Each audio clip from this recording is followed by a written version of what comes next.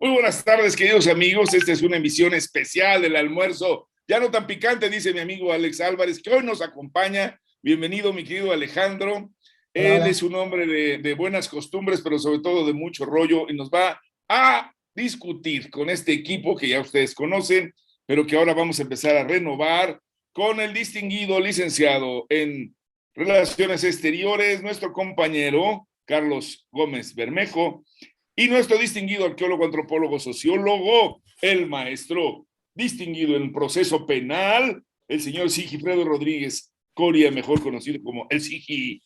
¿En Y qué por locación está, supuesto, doctor? amigo Luis Lara, que estoy aquí en el Teposteco disfrutando maravilloso desde esta salida, saludándolos a todos, al mercadito que trae ahí atrás el buen Alejandro Álvarez. ¿De dónde dices que es, maestro, esa imagen que tienes que te enmarca? De Panamá. Está chido, está chido. Pero chiruliro, liro, liro. Muy bien, pues hoy vamos a hablar hoy de soberanía y vamos a hablar un poco de la coyuntura. Como ustedes saben, acaba de presentarse una iniciativa de reforma electoral muy interesante que abarca temas constitucionales y hace unas propuestas que valdrá la pena, tal vez un programa especial para ello. No lo vamos más que a tratar de refilón, junto con también pues algunos temas que han empezado ya a formar parte de la agenda nacional, como son las candidaturas a la presidencia y recientemente uno que parece el caballo negro, dicen algunos, que es el secretario de Gobernación, el AA Adán Augusto, de mismísima tierra tabasqueña. Y tenemos, por supuesto, hoy como debate principal la soberanía, pero no la soberanía solamente en el sentido genérico, sino estas soberanías específicas que nos han parecido interesante discutir y que tienen que ver con un proyecto estratégico como es la soberanía energética o la soberanía alimentaria o la soberanía en materia de seguridad y territorio. Así que para arrancarnos con el tema, yo le voy a pedir al buen Alex Álvarez, nuestro distinguido compañero de todas las 4Ts y las que le siguen, que nos empiece a hablar. Venga, mi Álvarez.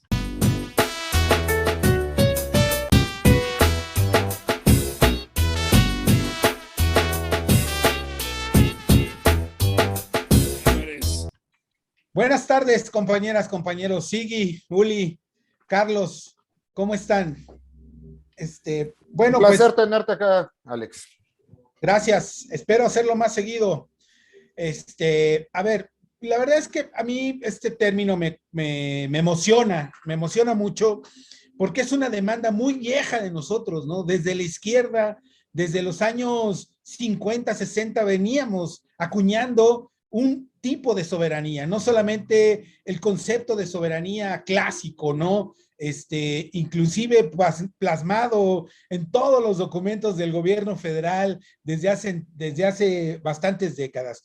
Nosotros venimos, cuando decidimos apoyar el proyecto alternativo de nación. Hola, Oscar. Bueno, Alex, qué gusto saludarte, hermano. Un placer.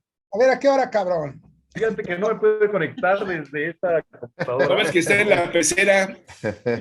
Tuve que cambiar de dispositivo en último momento, pero... Me parece muy importante que en estos momentos, a la luz de la transformación del siglo XXI, que intentamos, y seguramente será la cuarta transformación, revisemos el concepto de soberanía y qué significa para esta etapa de la vida de nuestro amado país.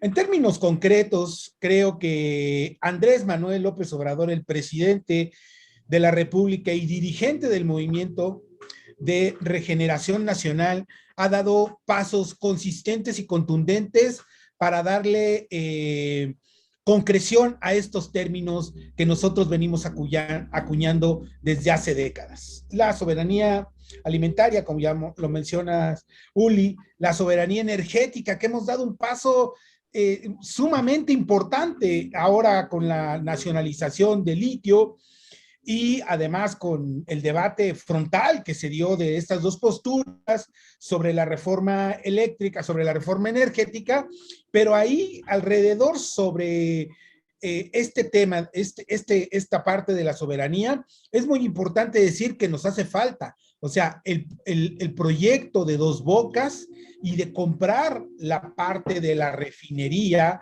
en Estados Unidos tiene que ver con la soberanía energética, cómo producimos nuestros propios combustibles para no depender económicamente ni los otros. Pero solamente estamos hablando de gasolinas. Falta la soberanía del diésel. El diésel lo traemos de Noruega. Hay otros, lo traemos de Estados Unidos.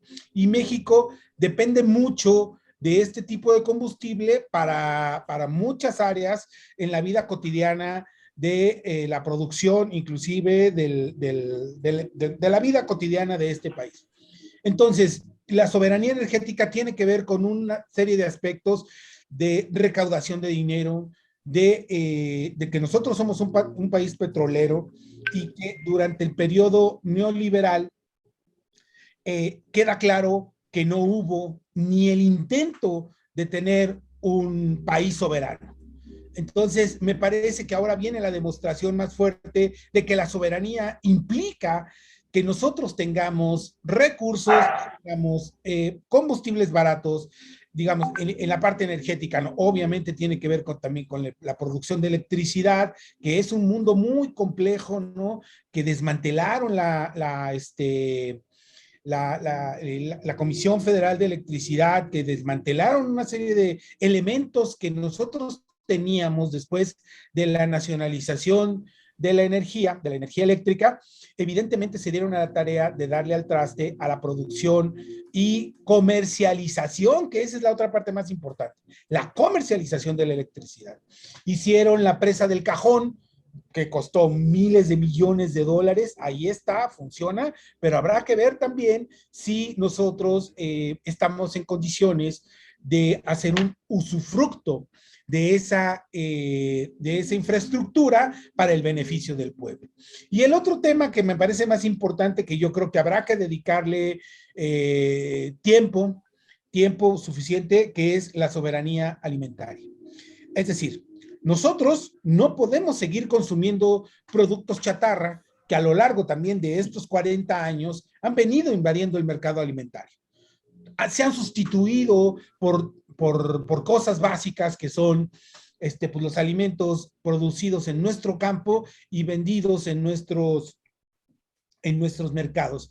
Y para que nos vayan entendiendo, si ustedes van a los mercados, a la audiencia que nos escucha, y van a ver cómo se han desolado, pues tiene que ver con eso, tiene que ver con o la producción que logran hacer los grandes empresarios en el territorio. Los productos agrícolas se venden a las grandes cadenas transnacionales. Es decir, Walmart, bueno, todos los supermercados compran cosechas anuales, trianuales, a precios irrisorios, castigando a los productores. Y en la parte neoliberal de este país. Ven a los distribuidores, a los que hacen el desabasto en pequeño. ¿Sí? Claro, pero tiene que ver con esto, ¿no? Y entonces, a veces hasta vemos gente vendiendo sus productos en la calle, revendiéndolos o casi rematándolos, en algunos casos hasta regalándolos, porque las grandes consorcios de los supermercados no alcanzan no les compran al precio que ellos les conviene, es decir, a los productores. Y junto con esto, evidentemente, hay una serie de tareas que la secretaria de la Semarnat, fue una de las grandes promotoras de la cooperativa Tosepan de la Sierra Norte de Puebla, saben de producción local, ¿verdad? Y una cosa que nosotros estamos haciendo aquí en la ciudad, y bueno, ahí hay que darle una palomita a la doctora Claudia Sheinbaum, son los huertos, ¿no? O sea, sí hay producción, en varios momentos se ha intentado hacer aquí en la Ciudad de México abasto casero y abasto popular. No sé si se acuerdan, en algún momento hubo la iniciativa de tener gallineros y cosas de estas. Aquí hay que ser muy claros, digo, Mi patio. Sí, claro, oh, sí. Ahí aterrizan los ovnis, se ve el aeropuerto.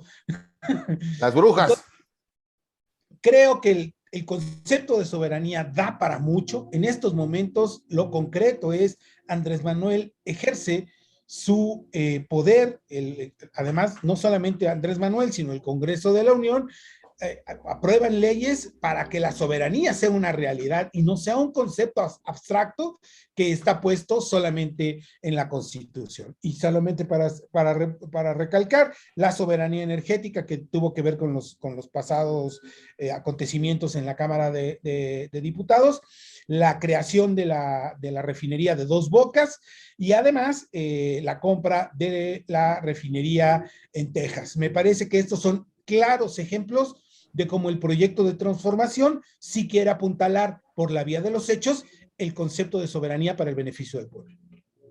Interesante, pues yo le pediría aquí a mi buen amigo Sigi, que le ha dado seguimiento al tema de la soberanía aguacatera michoacana, si nos pudieras hablar un poco del proceso, ¿no?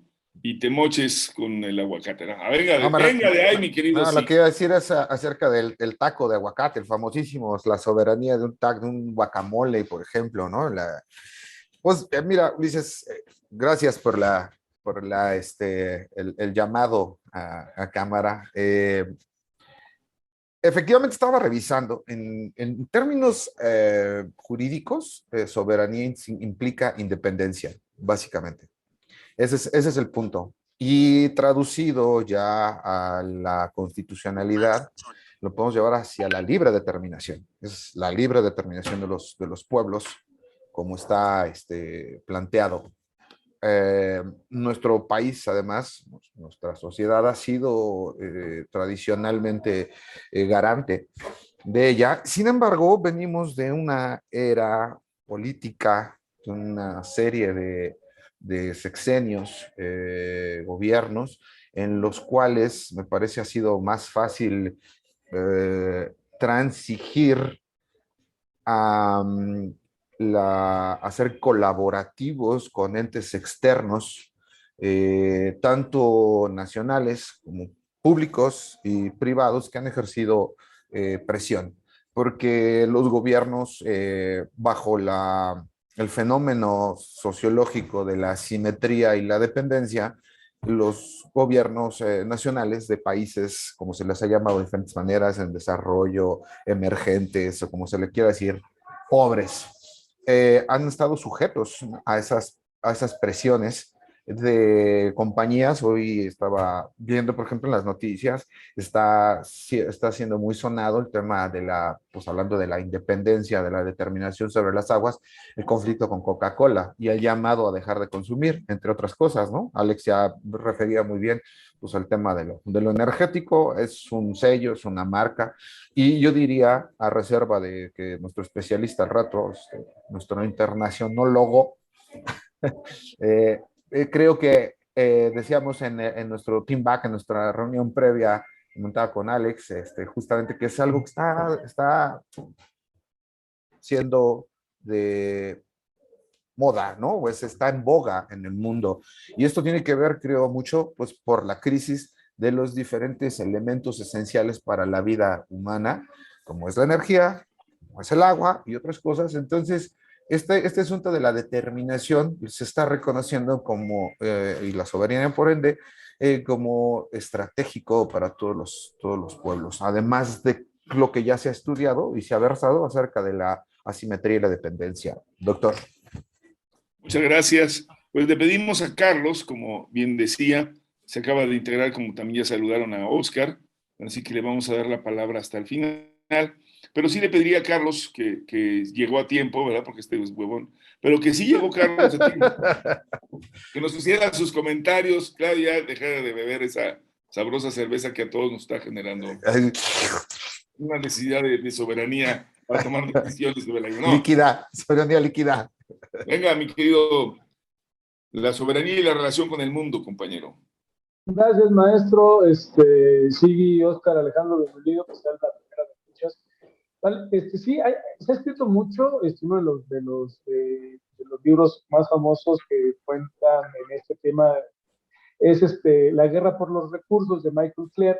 Michael Clear lo trajo John Sachs Fernández hace un par de años, lo trajo a Ciudad Universitaria, obviamente estoy hablando antes de la pandemia, y venía a platicar precisamente sobre el control, la administración y el tener ciertos recursos naturales estratégicos dentro de las fronteras nacionales es lo que podrían desencadenar las guerras en un futuro. También tras bambalinas, cuando estábamos preparando los temas de este programa, se estaba platicando sobre una zona del país a la cual tengo en mi corazón y tengo familiares, que es la zona norte, prácticamente el estado de Baja California, y ligando precisamente con este sentido que tengo en la mano izquierda, el desarrollo de la cervecería de Constellation Brands en lo que sería el territorio de Mexicali.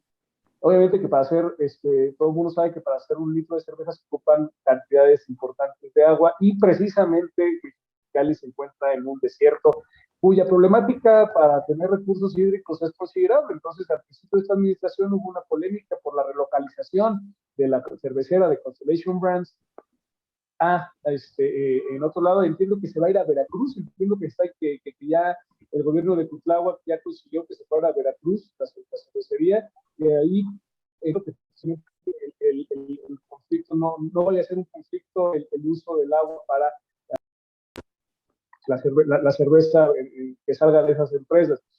El tema de los recursos, pese a mi deformación académica, ¿no?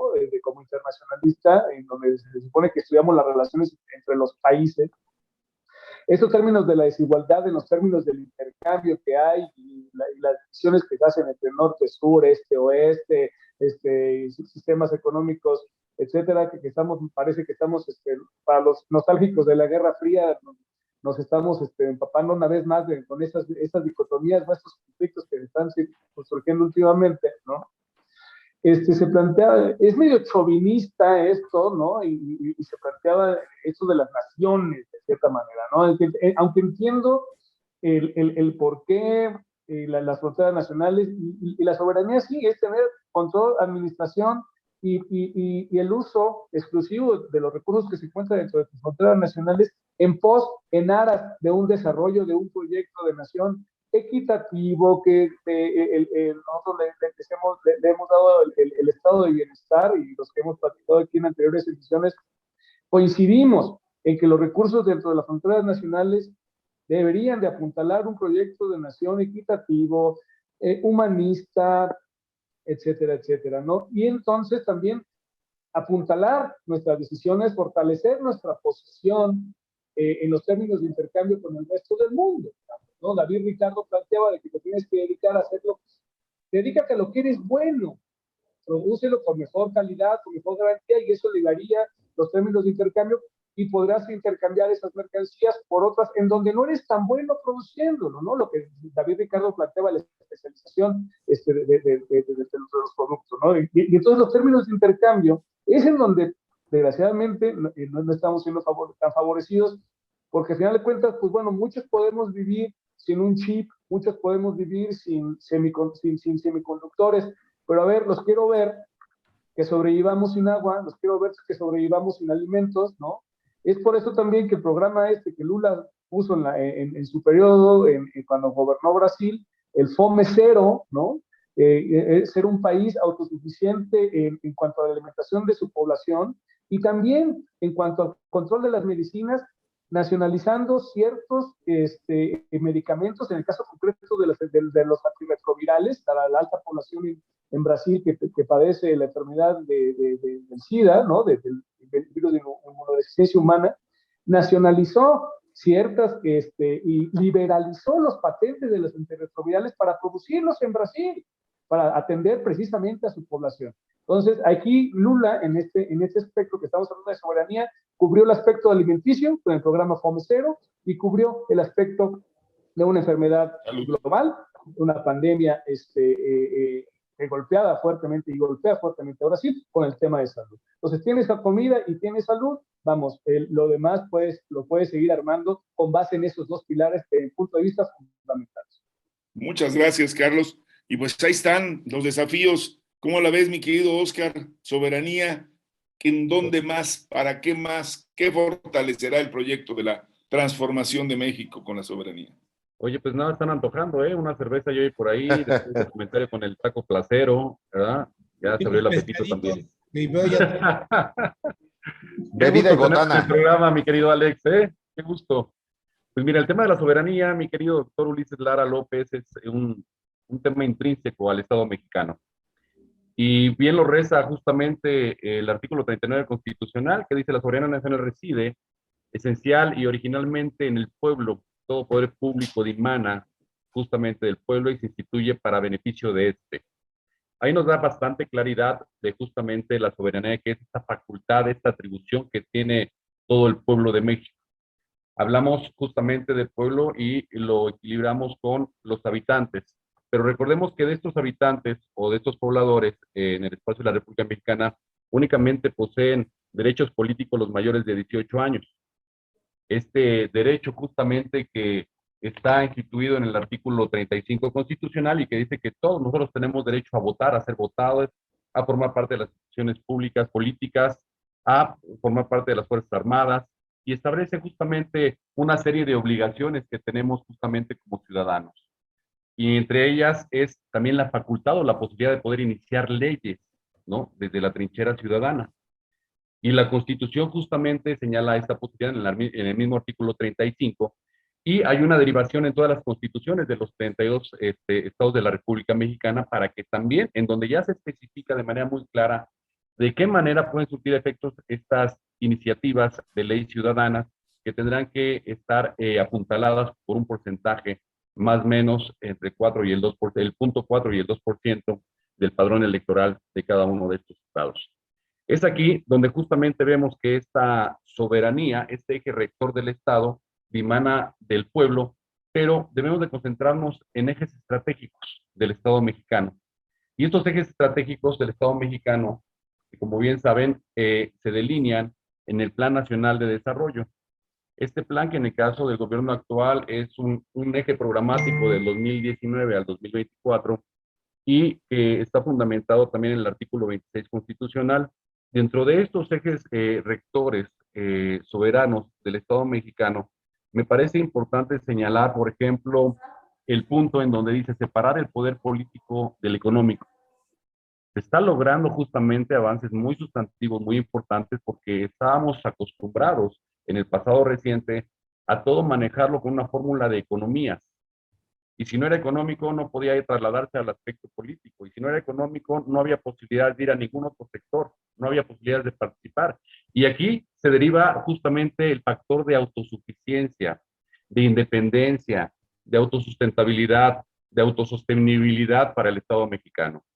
Si nosotros no tenemos una soberanía empatada en varios ejes estratégicos, como es la cuestión de la educación, que la estábamos perdiendo justamente por procesos de carácter privado a nivel de las universidades, de la educación media superior.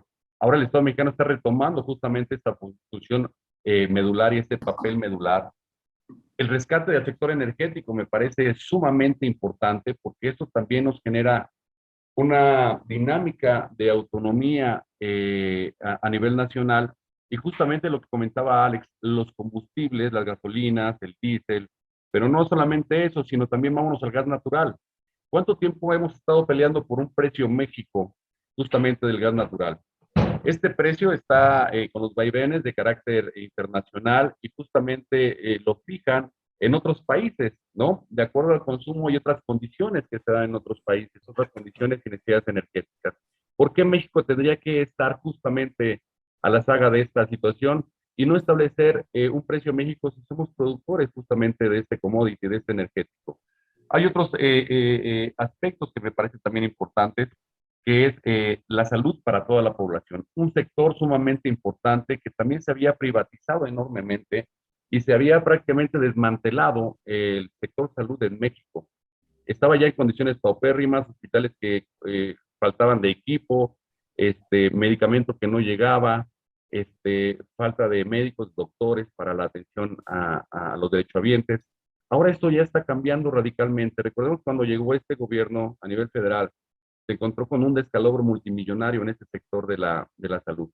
Poco a poco se ha estado rescatando y bueno, en este contexto creo que hemos logrado mucho, grandes avances y también poder estructurar con lo que ya se tenía, reacomodando, equipando justamente esos espacios de salud pública Entonces, me parece que la educación, la salud justamente y el aspecto energético son tres ejes medulares justamente de esta soberanía nacional y que tenemos que avanzar rápidamente. Lo estamos haciendo, ¿eh? Estoy sorprendido de manera grata cómo están haciendo las cosas. Desafortunadamente, el aspecto de la ley de la industria eléctrica, la ley se aprobó, hay que decirlo con claridad también, en febrero de 2021, y lo que no se aprobó fueron las reformas constitucionales para este sector.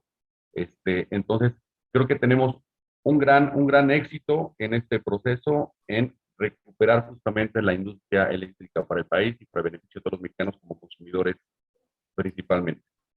44 millones de viviendas, Ulises, 44 millones de viviendas que usan energía eléctrica y 45 millones son los usuarios que tienen la CFE. O sea, prácticamente la gran mayoría de usuarios somos ustedes y nosotros. Hasta ahí dejaré mi comentario. Muy bien, esto tiene que ver realmente con la importancia de un proyecto que no termina solamente con la idea y el concepto, sino con la consumación del hecho. La soberanía en este tipo de asuntos, como lo estamos señalando, no es solamente un tema de leyes, sino de una continuación para que tengamos la verdadera capacidad de decidir sobre el futuro. En este sentido, hablamos de una necesaria continuidad política en esa materia. Y esto habla también de procesos internos y de procesos de trabajo de consolidación del gobierno y la política.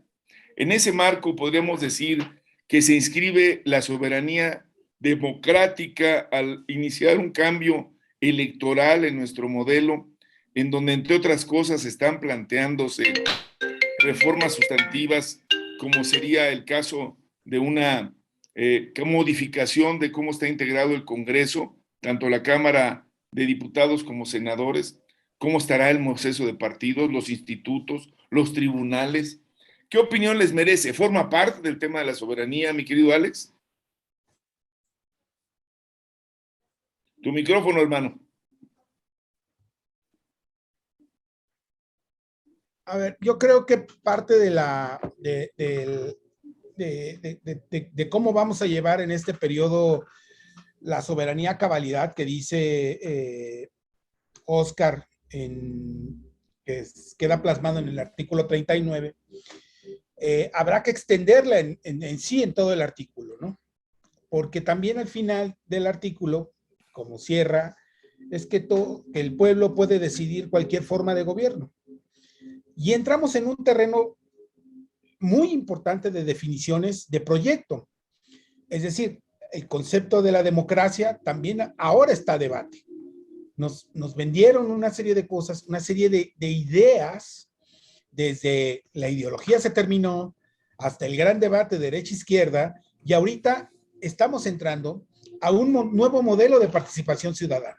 ¿Qué tiene que ver con la soberanía? Pues sí, claro, por supuesto, ¿verdad? Lo pongo en estos términos, Oscar, porque me parece que la última parte del artículo 39, claro, hay que dar una discusión con respecto al último párrafo, al último párrafo, que es, nosotros podemos elegir el tipo de gobierno que querramos, democrático, democrático representativo, la república, etcétera, etcétera, etcétera. Y en ese sentido, creo que esta discusión que se actualiza sobre el modelo de participación ciudadana, pues trastoca evidentemente todo lo que ya estaba establecido. Y eso nos abre pautas a nosotros para entrar en un debate más profundo. Digamos, yo lo que veo, en vías de profundizar más en el tema, es que lo que presentaron en estos días solamente fue el bosquejo de un cambio de régimen profundo.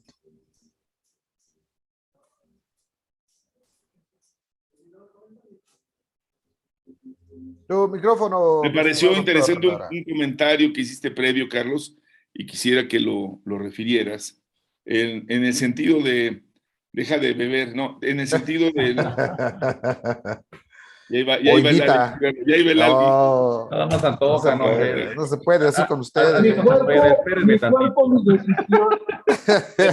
Es soberano usted, es soberano en esas decisiones, sin duda. Vamos hacia un cambio de régimen, nos dice nuestro buen amigo Alex. A manera somera, digo, es como el cáliz de una serie de cosas y seguramente debates más profundos. ¿Tú lo verías así? ¿Vamos hacia un nuevo esquema donde tal vez tengamos una república parlamentaria? ¿O el régimen incluye que tengamos ese número de diputados y senadores? ¿Cómo la ves? Bueno, a mí en lo particular sí me gustaría que evolucionáramos hacia nuevas formas de representación. Vamos, tenemos muchos ejemplos dentro de las democracias más avanzadas otras democracias del mundo libre occidental y cristiano, ¿no? Lo platicábamos aquí cuando fue lo de la revocación del mandato, que en otros países se tiene una figura similar, el impeachment, el voto de censura, la pérdida de confianza, etcétera, etcétera. Tienen diferentes figuras para poder acotar un periodo determinado de la administración federal. Y en ese sentido, si evolucionáramos y se permite en este wishful thinking, en esta especulación, que no se nos da en un programa de esta naturaleza, por supuesto, ¿no? Sí me gustaría que se evolucionara dentro de ciertos criterios, ciertos requisitos, ciertos prerequisitos y cierto protocolo. Por ejemplo, también intervenir en la forma en que se eligen a las autoridades del Poder Judicial, por ejemplo, ¿no? Bueno, esa es una innovación dentro del proyecto, ¿no? Sin duda. Exactamente, y la cual desde mi punto de vista es muy respetable y era necesaria y la veo con mucho agrado, un poder completamente hermético, endogámico, patriarcal y todo eso del wokismo mundial, ¿no? Sí, qué bueno que se está tocando, o por lo menos por el pétalo de una iniciativa, por decirlo de alguna manera, pero que se está tocando, al fin, por lo menos se está poniendo en el debate, lo cual, de punto de vista, lo celebro, y ojalá pudiéramos todos debatir el cómo sí, el cómo no, el proponer ese tipo de democratización. Obviamente, insisto, o sea, no vamos a poner a alguien que no tenga la preparación y los antecedentes jurídicos, si por eso digo, con ciertos protocolos, con ciertos prerequisitos, pero sí podríamos nosotros, o sí se podría poner a debate y a elección. Pero a lo mejor hasta hay que hacer eso, mi querido Piojo. Está controlado el mundo por los abogados y no quiero hacerse la de todos a los abogados. Ni señalar a nadie. Pero qué bárbaro. Estoy casado con una... Algo como que sí. Otro. Otro. A ver, Oscar. Es que antoja nada más. Hombre. Oscar, la profundización de la democracia y cambio de régimen. Ya nos queda unos minutos, por favor, muy breve. Sí. Gracias. Muy rápido. Sí. Fíjate que justamente también de los ejes del Plan Nacional de Desarrollo, uno que me parece importante es hacia una democracia participativa. Este gobierno está dando un realce y un empuje justamente a este tipo de democracia directa, democracia participativa. Ya se ve reflejado justamente en algunos conceptos como es el presupuesto participativo, los consejos vecinales y comunales y las consultas populares, que también son muy importantes. Esta propuesta de reforma que viene en camino me parece que es una demanda de carácter generalizado por todos los mexicanos. Una es la reducción del presupuesto desorbitante que reciben justamente el instituto y los partidos políticos. Otra es la reducción en los curules justamente de las diferentes cámaras, que también me parece importante. Recordemos que la figura de los plurinominales. De los plurinominales, justamente. Esta figura que entró en boga aquí en el país en los años 70, en la década de los años 70, justamente para tratar de generar equilibrios, ¿no? Cuando había solamente un partido que destacaba justamente en la arena política en México. Y bueno, el otro que me parece también importante, un eje trascendente, es el voto electrónico. Este voto electrónico que sin duda va primero a contribuir a las economías, a hacer un voto más económico para el país, y también va a hacer que permee la democracia y la participación de todos y cada uno de nosotros. Hasta los fraudes pueden ser más baratos. No, yo creo que hay mecanismos ya tecnológicos que eventualmente van a impedir que esto suceda. Justamente la tecnología evoluciona momento a momento. Como ya no lo quisieron hacer y nos pusimos al tiro en el conteo de aquel 2006, ¿no? Pero bueno. Sí, pero ahora son otras condiciones, mi querido Ulises, ¿no? Y creo que justamente ahora podría permear esta propuesta. Y imagínate qué padre va a ser poder participar o emitir tu voto desde el Teposteco, por ejemplo, ¿no? Ahí donde andas. Estaría padrísimo. No tengo que ni vernos ni ir a votar. Ni siquiera para salir. Oiga, vaya a votar, sí, ya lo hice. Muy bien, Oscar, pues Puedes hacer buen Sigi. una abducción de un ovni, ahí en el Voté desde agujero. la galaxia más Está bien. cercana de Alfa Está bien. Centauri. Así, A no ver, hay que Sigi. así no hay que decidir entre votar o ir a la barbacoa, ¿no? Se puede hacer al mismo tiempo y comiendo barbacoa tu voto, órale. Más Claro, bota la contento lo hace. barbacoa ya desde aquí, ¿no? Exacto, más contento lo hace uno y con más convicción democrática, ¿no? Mientras estás agarrando el taco placero y estás Exacto. votando. Por El cierto, famoso de por cierto, espaldilla. el domingo hay consulta ciudadana por la participación, el presupuesto participativo. Y había que decir que una de las propuestas precisamente de la reforma es hablar de elecciones y consultas, desaparecer al INE, que solamente se dedicaba a lo electoral, para decir Instituto Nacional de Elecciones y Consultas. Sigi, Sí, señor. ¿ya te despertaste? Míralo. No, claro, por supuesto. Ah. Desde ayer. No, bueno, cerrar con esta parte que en el término de la autodeterminación, pues nos lleva de manera automática a la democracia. No puede haber una sin la otra y ha sido un proceso que se ha ido generando. Decía yo que venimos de varios sexenios en los cuales mantener a los gobiernos, que eran gobiernos débiles, no estaban fundamentados en un voto popular sustancial, pues los hacía endebles de alguna manera. Muchos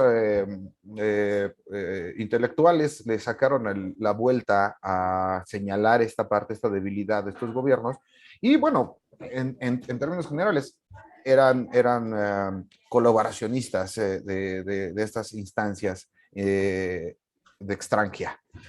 El llegar a una propuesta de gobierno verdaderamente democrática con todo lo que conlleva la discusión actual de la democracia, inclusive lo desgastada que está, y lo mucho que se ha discutido, lo mucho que se ha abordado en el tema en la última década, poco más o menos, es una labor pendiente y me parece que es sustancial. O sea, es política y se vuelve estratégica. Pues creo que además hay que profundizar cosas. Esto nada más era para darnos un entremés, no para profundizar, pero creo que habrá que hacer una mesa especial de reforma electoral. Por ejemplo, yo creo que hay que cambiar el régimen mediante el cual se eligen todavía hoy a los regidores en planilla y a las alcaldías en planilla, y deberíamos de elegir directamente o por territorio a los regidores y síndicos, a los concejales en el caso de la ciudad. No está considerada, será materia local. No estoy muy convencido de que tengamos que desaparecer los órganos locales estatales. Hay un nivel de soberanía y de consulta propio de cada una de las entidades que debería de mantenerse, pero creo que sin duda profundiza. Pero hay que darle el espacio. Así que yo lo que les propongo, mis queridos almorzantes, es que hagamos 3 mesas la próxima vez. Una, que creo que tiene que ser mucho sobre ese tema de la soberanía con sus diferentes apartados y tal vez completarlo, porque nos faltó hablar de la seguridad, faltó hablar del territorio, por supuesto de los litorales y de otros componentes de esto que llamamos soberanía. Creo que valdría la pena igualmente hablar del tema específicamente de los derechos sobre las minas, sobre nuestros recursos naturales y su capacidad en el futuro de sostenerse y trabajar. El litio, ahí está, y están otros. Y tercero, creo que valdría la pena un trabajo fuerte en materia de revisión de esta reforma electoral y sus impactos. Y como bien dice Alex, tal vez en esta lógica, si va a ser un cambio de régimen, como para dónde y qué debemos de profundizar. Y terminaría pidiéndoles, si están ustedes de acuerdo, que no se desconecten y le demos una continuidad al tema de la... ¿De la qué? ¿Qué dijo? Y que no le cambie. A favor, democráticamente a favor. Estoy de acuerdo, sí, que se arme. Cuando quieres tratar el tema más importante, alguien te interrumpe. Es correcto, la conexión en este caso, mi Alex. Eso fue el que le jugó. O alguien que lo vigila. O alguien que lo vigila, exactamente. Revisión de rutina. Está bueno. A ver qué está diciendo este güey, ¿no? A ver.